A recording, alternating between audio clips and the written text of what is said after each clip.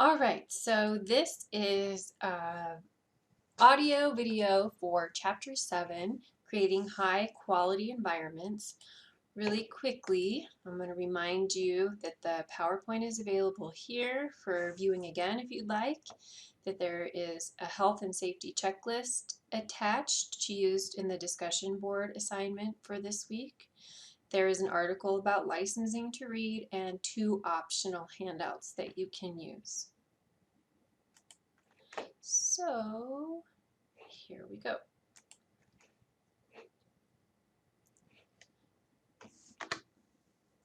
What determines program quality? When I was looking for childcare for my kids, I would consider a lot of different variables when walking into a program.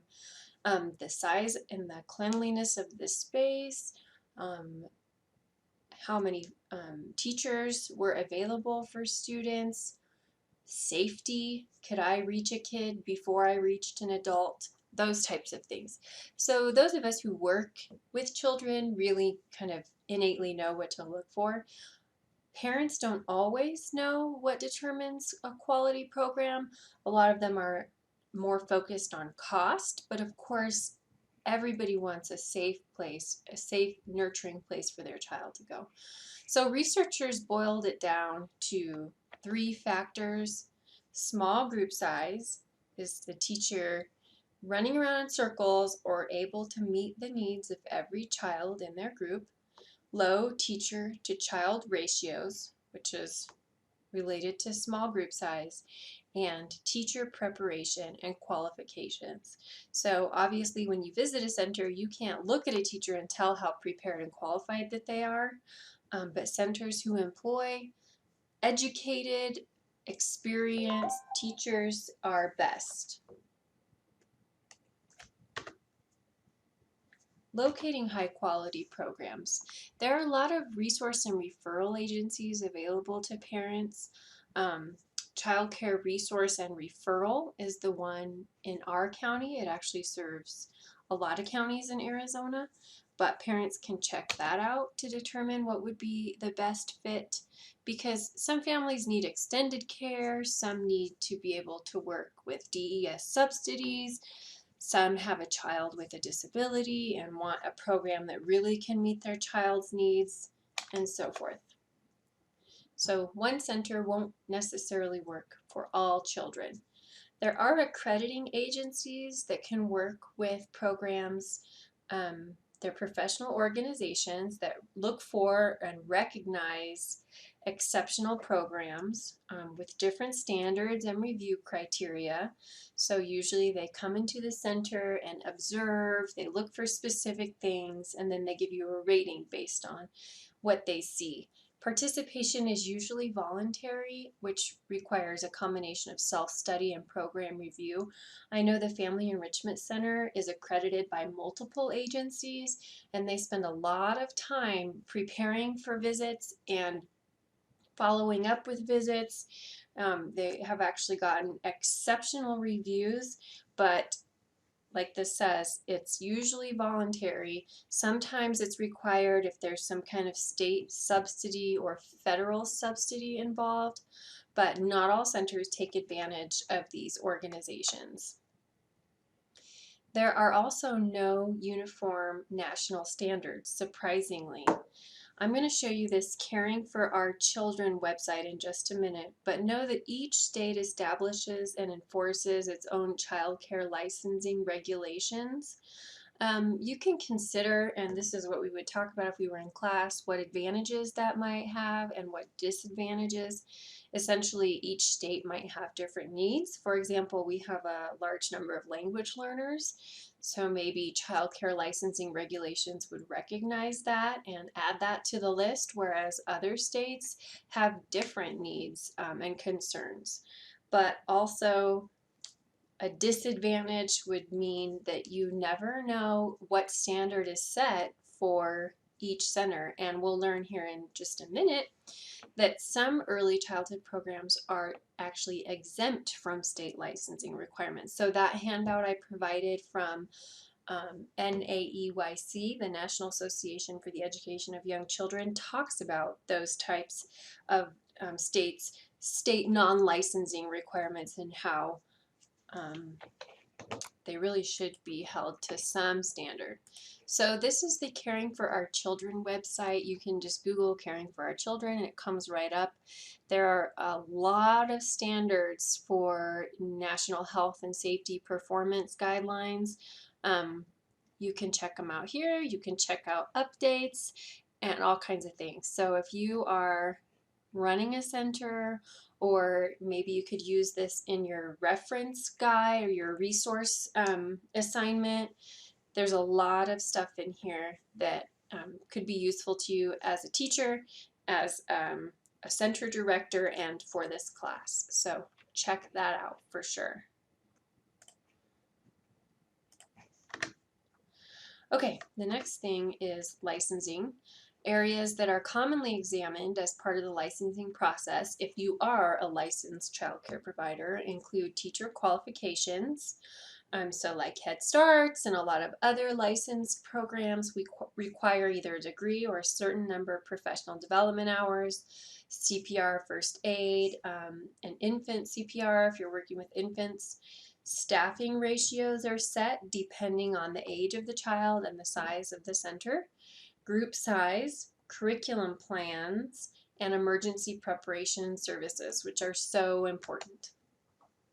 Okay, so to learn about licensing requirements in Arizona, you can go to the National Database of Child Care, select Arizona, and see right here who you would contact, and you can find additional standards and licensing regulations. So I encourage you to check that out depending on if you're a child care group home or a child care facility. So of course in Arizona we don't have licensing requirements for, say, grandma who is watching a bunch of grandkids, or if you have under a certain number of kids in a home, unless you want to work with DES. Then you have to be licensed if you want to accept DES funding. But otherwise, there's a lot of childcare options out there that are not licensed or monitored in any way, which is a little bit scary. But also I recognize that there are some really good family members out there or neighborhood grandmas that do a really wonderful job and they don't want to jump through the hoops to become licensed, and they're affordable and they can meet the needs of the kids that they watch. But there are certainly situations where that isn't the case. Indoor safety, you have an ethical and professional obligation to protect children's safety and well-being. You are kind of in lieu of the parents while they're in your care. So whether that's outside or inside, you need to be watching. Are there unsafe conditions? Is your playground equipment up to par? Can that shelf fall over on a kid? Is that kid able to recognize a dangerous situation? Developmentally, should you be watching them a little more closely than maybe the other kids at their age? Building location and adequate space. Can somebody off the street get into the center easily or before an adult sees them? Is there enough room for everyone? Room arrangement, like we talked about a few weeks ago. If a kid has a cold and is in a crib, is that crib right next to another kid in a crib where they can spread that easily? Building security, locked doors, can children get out? Fire safety and evacuation plans. So we don't want them getting out, but we also want them to be able to get out if there's a fire. So all of these things are sort of a balance of figuring out, what's the best course of action, and keeping the students, the teachers, and the parents informed of those evacuation plans in case of an emergency. Bathroom facilities and sanitation. Are things clean? Are the doorknobs wiped down with disinfectant on a regular basis? Lighting, ventilation, air quality. You can see in your textbook checklist 7, 2, 3, and 4 talk more about those things. When outdoor environments are carefully planned and supervised, they are so important to students with you and can provide unique learning opportunities. Kids love and need to go outside. They love and need recess. That's a perfect time for social engagement, for independent free play, for using your imagination, getting fresh air. But those outdoor play areas need to be safe. Um, there are huge liability issues if your playground equipment isn't in working order. Like you probably have noticed, there aren't swing sets anymore on elementary or middle school campuses. Well, middle school probably there never was, but I think of my daughter's middle school. It's an intermediate school at Granite Mountain where 5th and 6th graders go. They have basketball hoops and Foursquare painted on the blacktop, and that's about it because um, well, for that green bullet point, they're less stressful for teachers to monitor, but also for safety reasons as children get older. And they have different interests as they get older. But personally, I wish my 5th grader last year had had a playground to play on that was more conducive to her age level. So when you plan a safe outdoor environment, be paying attention to adequate space. You don't want to shove a ton of kids in a little space, but you also don't want to have a huge space where kids can go behind buildings and hide or whatever. Designing play areas so they are easy to supervise. A teacher should be able to stand and see everyone in a 360 or plan on having multiple teachers looking out for different areas. I don't know, when I was teaching how often I'd go out to the play area and the aides sometimes would be huddled up chatting and there's kids everywhere. It's a serious job to watch what happens because having seen if a kid falls off of the monkey bars or something, how they landed can be really good information for the nurse. I have a story about a student who fell off of the monkey bars, fell straight on her bottom, nobody saw it, but they took her to the nurse. She, said, "Oh, I'm fine. Oh, I'm fine." Well, she went home that night and was bleeding from her pant. She had blood on her panties, so they rushed her to the emergency room. Turns out she had some internal damage. I don't know if the nurse could have, recognized that, even if a teacher had seen it, but maybe a teacher could say, that was a tall fall, or that she hit pretty hard. Maybe we should, take her to urgent care, or call the parents at least and tell them the situation and they can decide. So watching kids when they're outside is so important.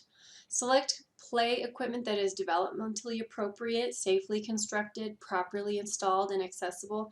And you have to, this purple one kind of is related to the blue, maintain that play equipment. You're constantly checking and making sure there aren't pieces falling off, there aren't screws coming loose, and supervising children's play at all times. We've already talked about eliminating poisonous plants and vegetation. I used to be a preschool teacher in Chino, and we had these gophers that kept coming up near the kids' play area. So we were constantly having to go out there and fill in their holes with the shovel and make sure that those little guys weren't coming out and bothering the students. When programs transport children, that's a whole nother can of worms. So you're always worried about safety, car seats, having them buckled in correctly. You have your insurance and liability issues figured out prior. I know a lot of schools, charter schools, and private schools that don't provide don't provide busing transportation have to have parent volunteers drive kids to on field trips because they can't have a van that does that because of liability issues. So you'd have to really look into this, but of course, you would need to make sure that vehicles are properly equipped. I heard a recent story about a kid, and I won't say what center it was, but it was in the area, that was left in a van. She had fallen asleep in the back, and they had gone on a field trip, and they came back to the center. It was the summertime. She was hot and sweaty and in the van screaming, and somebody parked next to the van went in and told the director. So double checking all of those little things, just like kids can be left in cars. When you have a large number of kids, sometimes it can be tricky to keep track. This scares me to death, but motor vehicle injuries are the leading cause of death for children under 15. That's a lot of kids who either died or were injured. So driving kids around is no joke. Make sure you really determine whether or not that's worthwhile for you to do in your center. Child safety seats and lap shoulder seat belts reduce the risk of death in passenger cars by 71% for infants, 54% for toddlers. And to think, in the 80s, we didn't even use car seats. And the generation before that definitely didn't even have car seats, weren't even invented yet. The use of privately owned vehicles should be discouraged to limit a program's liability. However, if they are used, those things should be in order. So like I mentioned with private and charter schools, sometimes that's a better route for whatever reason. Other times it's better for the school to have a van and have all of that liability and insurance on that one van, have a driver trained, and so forth. So those are some things to think about when considering Chapter 7, Creating High Quality Environments.